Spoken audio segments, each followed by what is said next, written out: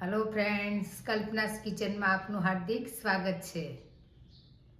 Hello friends, આજે આપણે બનાવીશું કાઠિયાવાડનો ફેમસ રીંગણાનો ઓળો અને રોટલાની રેસીપી। તો વિડિયો જોવાનું ચૂકતા નહીં। તો ચાલો શરૂ કરીએ બનાવવાનું રીંગણાનો ઓળો। આજે મેં ઓળો બનાવવા માટે રીંગણ છે એ ધોઈને લઈ લીધા છે અને મેં અડધો કિલો લીધા છે। એને આપણે સૌથી પહેલાં કાણા કરીશું જેથી કરીને શેકવામાં સરળતા રહે। આવી રીતના આપણે ચાકુથી એને કાણા કરી દઈશું।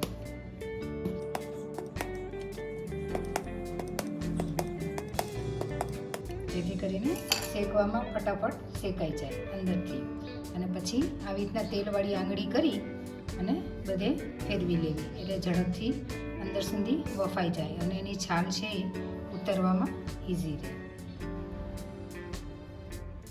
આવી રીતના આપણે બંને રીંગણાને તેલ લગાવી લઈશું। આ ડેટિયા છે એ આપણે કાઢી નાખશું। ટૂંકા હોય તો એ બળી જશે તો કાઢવાની જરૂર નથી। આપણે વધારે લાંબા છે તો થોડા કટ કરી લઈશું આપણે એને ગેસ ઉપર શેકવા માટે રાખી દઈશું। 5 મિનિટ શેકાઈ જાય પછી એને આપણે ઉતારી લઈશું અને થોડી વારે આપણે એને આવી રીતના ફેરવતા જઈશું એટલે અંદરથી પણ વ્યવસ્થિત ચડી જાય। બંને રીંગણાને આવી રીતના આપણે શેકી લઈશું। રીંગણા છે એ બધા બંને રીંગણ આપણે શેકાઈ ગયા છે। હવે એને આપણે આવી રીતના બંને રીંગણની છાલ છે એ આપણે ઉતારવાની છે અને આવી રીતના એની આપણે છાલ ઉતારી લઈશું। આમ તો ઓળો છે એ સૌરાષ્ટ્રનું ટ્રેડિશનલ ખાણું છે પણ હવે બધી જગ્યાએ જોવા મળે છે અને લગ્નની અંદર પણ હવે રાખતા થઈ ગયા છે। એનો સ્વાદ એક અલગ પ્રકારનો જ હોય છે અને ખૂબ જ મસ્ત હોય છે। તમે પણ બનાવીને ટેસ્ટ જરૂરથી કરજો। આનો સ્વાદ ખૂબ જ સરસ આવે છે અને આ ટ્રેડિશનલ ખાણું છે અને સૌરાષ્ટ્રમાં અઠવાડિયામાં એકવાર તો ચોક્કસ બને છે। આમ તો આ શિયાળામાં જ બનતું હોય છે પણ શિયાળો આ વખત બરાબર જામ્યો નથી છતાં પણ બધા અઠવાડિયામાં એકવાર તો કરતા જ હોય છે। હવે આપણે રીંગણ છે એ ઉપરની આપણે જે કાળી છાલ હતી શેકેલી કાઢી અને તૈયાર કરી દીધી છે। હવે આપણે એને આવી રીતના ક્રશ કરી નાખશું વ્યવસ્થિત। આમ તો ઓળો છે એ ટ્રેડિશનલ ખાણું છે, બધી જગ્યાએ મળતું હોય પણ આપણે ઘરે જે બનાવીએ એનો ટેસ્ટ કંઈક ઓર જ હોય છે અને ઘરે ખાવાની કંઈક ઓર જ મજા આવે છે। એટલે મને થયું કે ચલો શિયાળાનો સમય છે તો એક ટ્રેડિશનલ ખાણું આપણે મૂકી દઈએ। હવે આપણે ગેસ ઉપર એક પેન ચડાવીશું, તેની અંદર 2 મોટા ચમચા તેલ એડ કરીશું। થોડીક રાઈ એડ કરશું આપણે આની અંદર અડધી ચમચી। 1 ચમચી જીરું એડ કરશું આપણે। ચપટી હિંગ એડ કરશું। કડી પત્તા એડ કરશું। 2 લીલા મરચાં એડ કરશું। ત્યાર પછી 1 ડુંગળી સમારેલી આપણે એડ કરશું અને આપણે એને સાંતળી દઈશું। લીલું લસણ એડ કરશું આપણે। લીલું લસણનો સ્વાદ છે એ ઓળાની અંદર બહુ સરસ લાગે છે એટલે લીલું લસણ હોય તો જરૂરથી એડ કરવું। આદુ મરચાં અને લસણની પેસ્ટ છે એ આપણે એડ કરશું, એનો ટેસ્ટ પણ ખૂબ જ સરસ લાગે છે।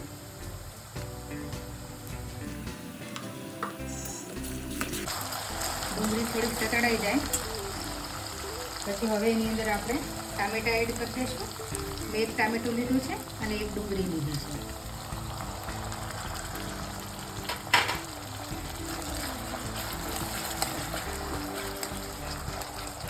ઓળાનો ટેસ્ટ છે એ રોટલા સાથે ખૂબ જ સરસ લાગે છે તો એકવાર બનાવીને જરૂરથી ખાજો એટલે તમને ખ્યાલ આવે કે ઓળાનો ટેસ્ટ કેવો હોય છે।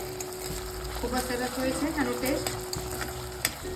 હવે આપણે આની અંદર મસાલા એડ કરીશું, કારણ કે ટામેટાં અને ડુંગળી છે એ તતડાવા આવી છે, એટલે મસાલા આપણે એડ કરી દઈશું. ધાણા જીરું પાવડર એડ કરીશું, હલ્દી પાવડર એડ કરીશું, મરચું એડ કરીશું,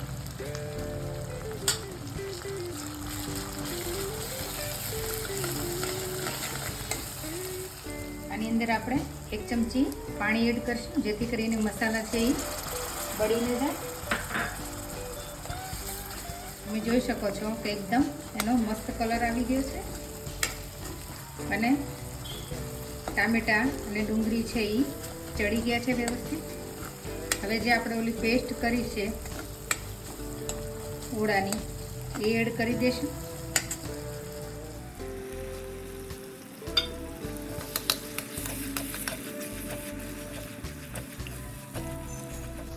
વ્યવસ્થિત આપણે એને મિક્સ કરી દઈશું. સ્વાદ અનુસાર એની અંદર આપણે મીઠું એડ કરીશું.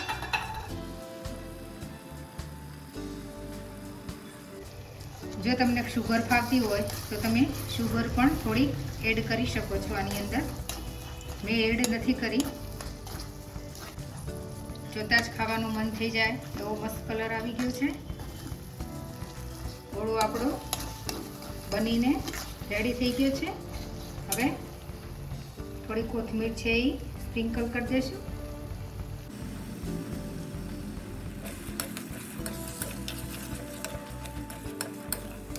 તો ચટાકેદાર ઓળો આપણો રેડી છે. પછી આપણે રોટલા તરફ જઈશું. હવે આપણે જુવાર અને બાજરીના મિક્સ રોટલા બનાવીશું. તો તેની અંદર મેં 1 વાટકી લોટ લીધો છે. તમને હાથમાં આવી શકે એ પ્રમાણે જ લોટ લેવો. જો તમે ચૂલા ઉપર રોટલા બનાવતા હોય તો એ પ્રમાણે લોટ લેવો, અને ગેસ ઉપર બનાવતા હોય તો એ પ્રમાણે લોટ લેવો. હું ગેસ ઉપર બનાવું છું એટલે એ પ્રમાણે મેં લોટ લીધો છે. લોટ છે એ ચાળીને જ લેવો, જેથી કરીને અંદર જે ચારણ હોય એ નીકળી જાય. સ્વાદ પ્રમાણે મીઠું એડ કરીશું અને થોડું થોડું પાણી એડ કરીશું આપણે અને મસળતા જઈશું.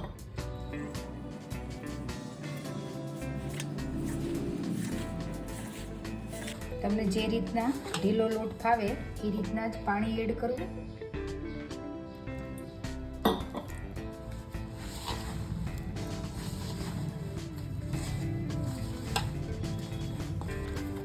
આવી રીતના હથેળીનો જે ભાગ છે આપણે એનાથી ધીરે ધીરે મસળવું, જેનાથી જે રોટલાનો ટેસ્ટ છે એકદમ મસ્ત આવશે અને રોટલો એકદમ મીઠો બનશે. જેને હાથેથી ન ફાવતા હોય તો તે પાટલા ઉપર વણીને પણ બનાવી શકે છે. લોટને જેમ વધુ મસળશો એમ સોફ્ટ થશે અને રોટલો છે એકદમ ટેસ્ટી બનશે અને ખાવામાં એકદમ મીઠો લાગશે. એટલે લોટને વધુ મસળવું.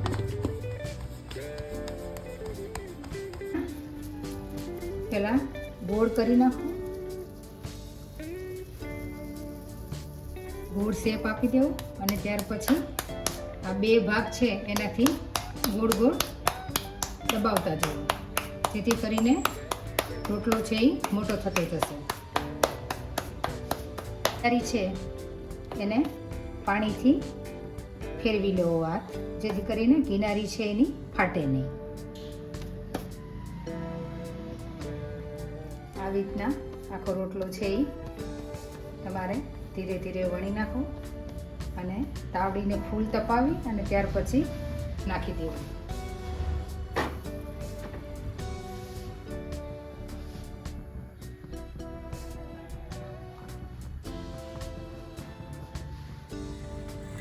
થોડું ગરમ થઈ જાય અને ફેરવા જેવું થઈ જાય તો ધીરે ધીરે તવેતાથી ચારે બાજુ પહેલાં ચેક કરી લેવો અને ત્યાર પછી એને ધીરે રહીને ફેરવી લેવું.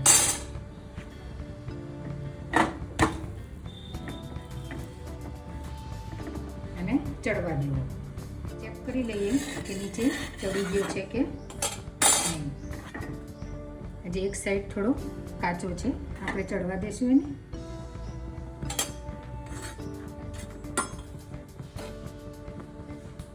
આપણે એને ઉથલાવી દઈશું.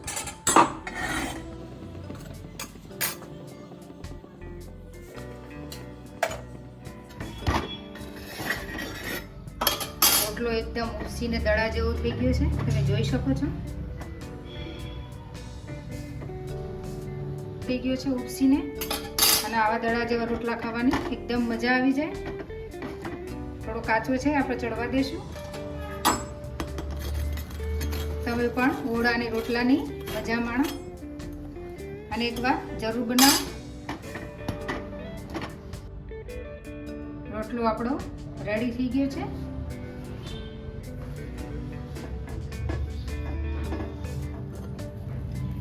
તમે માખણ પણ લગાવી શકો છો.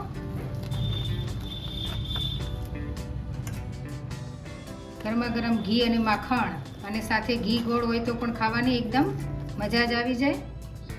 તો આ દેશી ખાણાની એકદમ મજા માણો અને મારો વિડીયો બીજાને પણ શેર કરજો. હવે ઓળો અને રોટલો આપણો રેડી થઈ ગયો છે, આપણે સર્વ કરી લઈશું. તમે જોઈ શકો છો મસ્ત એનો કલર આવે છે. જોતા જઈને ખાવાનું મન થઈ જાય એવો ચટાકેદાર એનો કલર આવ્યો છે. તો એકવાર જરૂર તમે બનાવજો. એકદમ ટેસ્ટી ઓળો આપણો બને છે અને રોટલો પણ આપણો તૈયાર છે. ઘી ગોળ સાથે તૈયાર છે આપણો. થોડી કોથમીર છે, આપણે સ્પ્રિંકલ કરી લઈએ. આપણી દેશી ખાણાની ડીશ છે એ રેડી થઈ ગઈ છે. ઓળો, રોટલો, ઘી ગોળ, ડુંગળી અને મરચાં એની સાથે ખાવાની ખૂબ જ મજા આવે છે. તો તમે પણ આ દેશી ખાણાની મજા માણો અને મને જણાવો કે તમને આ ડીશ કેવી લાગી. તો મળીએ આવતા વિડીયોમાં. જય શ્રી કૃષ્ણ. જો તમને મારી રેસીપી સારી લાગે તો મારી ચેનલને લાઈક, શેર અને સબસ્ક્રાઈબ કરવાનું ભૂલતા નહીં. Thank you.